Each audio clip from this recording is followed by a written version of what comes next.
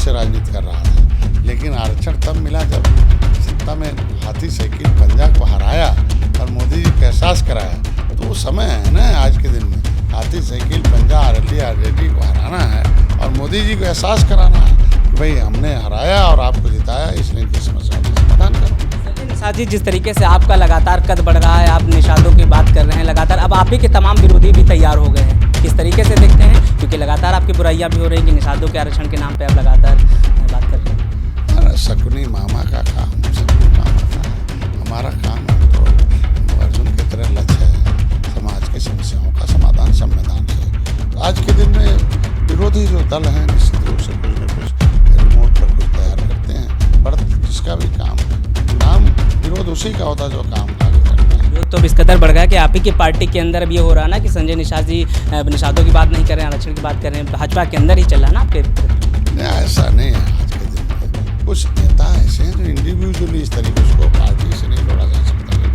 Bhajpa Nishad party Bharatiya Janata party का टूट। अभी तो आपको आज बात कहनी पड़ गई कि मतलब केंद्रीय नेतृत्व ये तय कर लिया तो छोटे नेताओं की बात कर लिया तो आप चुन लिया। निश्चित रूप से हम लोग मित्र हैं, सही बात तो बताएंगे ना कि भाई कोई मोदी जी बैठकर हम लोग 39 पार्टियों में तय हो रहा कि आज देश में हम लोग मोदी जी कुर्सी बैठाना है और कोई एक एक वोट हम लोग इकट्ठा कर रहे हैं और कोई कहे नहीं वोट खराब करेगा, तो निश्चित रूप से हमारा काम है मित्र के हैसियत से बताना।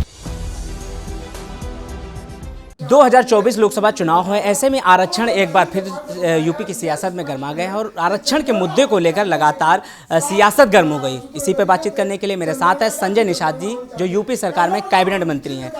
संजय निषाद जी, जिस तरीके से आरक्षण एक बार फिर बड़ा मुद्दा बन गया है, आरक्षण की लगातार सब लोग बात कर रहे हैं, आप भी आरक्षण के लिए रैली निकालने जा रही हैं, क्या जरूरत पड़ी आपको? नहीं, देखिए, जो हमारी पार्टी का एजेंडा हो, हमारी पार्टी इसीलिए खड़ी बड़ी हुई हो कि भाई संविधान हमारे पुरखों ने देश को आज़ाद कराया है, कानून बनाकर अंग्रेज़ों ने उजाड़ा है, क्रिमिनल ट्राइब्स एक्ट बनाकर इन्हें ख़त्म किया है। Criminal tribes act inquiry committee के अनुसार हम SC/ST से भी खराब दशा में, हमें 74 प्रकार से 1931 से लेकर 1991 तक अनुसूचित जाति की सूची में गिनती होती थी। आज भी अनुसूचित जाति की सूची संविधान में है। हमारे नाम को OBC में डालना गलत है, गैर संवैधानिक है। तो जो गलत है तो उसे हल कराने के लिए आए ना, तो जब समय आने पर बात किया जाएगा। और आज के दिन में निश्चित रूप से समाज को जो सही बात है उसको बताया जाए, इसलिए उनके बीच में जाकर महाजन संपर्क अभियान करके उनके बीच में जाकर उनसे बताया जाए कि कौन लोग धोखेबाज है, कौन षड्यंत्रकारी हैं, उसका पर्दाफाश किया जाए और कौन तुम्हारी हितैषी उसकी बात बताई जाए। मंत्री जी, एक सवाल है, 2022 के चुनाव में भी आरक्षण को लेकर एक बड़ी रैली किया था, अमित शाह जी भी आए थे, क्या कुछ अभी बातचीत नहीं बन पा रही? क्योंकि 2019 का भी चुनाव चला गया, 22 का भी चुनाव गया, 24 भी समय धरती बनी जब से तब से महिलाएं थी, आज अब आई है आरक्षण की बात। अपर कास्ट बहुत दिन से राजनीति कर रहा था, लेकिन आरक्षण तब मिला जब सत्ता में हाथी साइकिल पंजा को हराया और मोदी जी को एहसास कराया। तो वो समय है ना आज के दिन में, हाथी साइकिल पंजा आरजेडी को हराना है और मोदी जी को एहसास कराना है कि भाई हमने हराया और आपको जिताया, इसलिए इनकी समस्याओं का समाधान करो। संजय निषाद जी, जिस तरीके से आपका लगातार कद बढ़ रहा है, आप निषादों की बात कर रहे हैं लगातार, अब आप ही के तमाम विरोधी भी तैयार हो गए हैं, किस तरीके से देखते हैं? क्योंकि लगातार आपकी बुराइयां भी हो रही हैं कि निषादों के आरक्षण के नाम पे आप लगातार बात कर रहे हैं। अरे शकुनी मामा का काम, शकुनी मामा का है, हमारा काम हम लोग अर्जुन की तरह लक्ष्य है समाज की समस्याओं का समाधान संविधान से।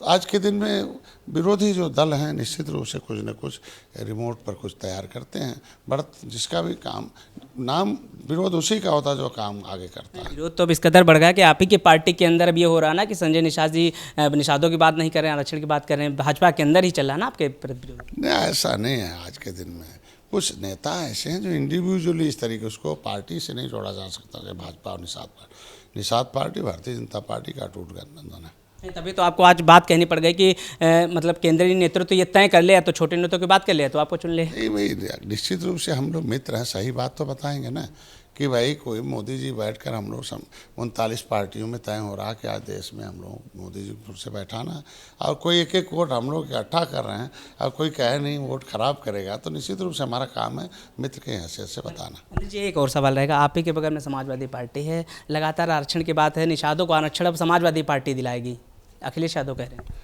वो तो आरक्षण नहीं देती, वो तो गोली देती है, डंडे देती है, दर्द देती है।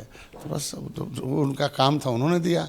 हाँ, फाइल गायब करवाते हैं सब कांग्रेस वाले हैं, ये पिछड़े से निकालते हैं, बसपा से स्टे लेती हैं, लटका के लटकू राम लोग लटका के नौकरी लूटते हैं लोग।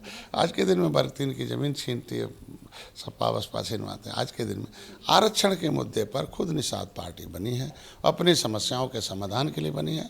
उसके मुद्दे जब प्रधानमंत्री तक वकील हैं, भाई केंद्र और राज्य से होना, जब प्रधानमंत्री तक वकालत करने की क्षमता निषाद पार्टी में है, तो निषाद पार्टी अपने दम पर। निषाद जी, लेकिन आपके ऊपर एक बड़ा इल्ज़ाम लग गया है, रुक्मणी देवी ने लगा दिया है, किस तरीके से देखते हैं इसको?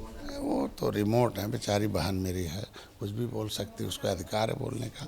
वो नहीं बोली, कोई और बुलवा रहा। मतलब कुछ लोग हैं जो विरोध, निश्चित रूप से बुलवाया जा रहा।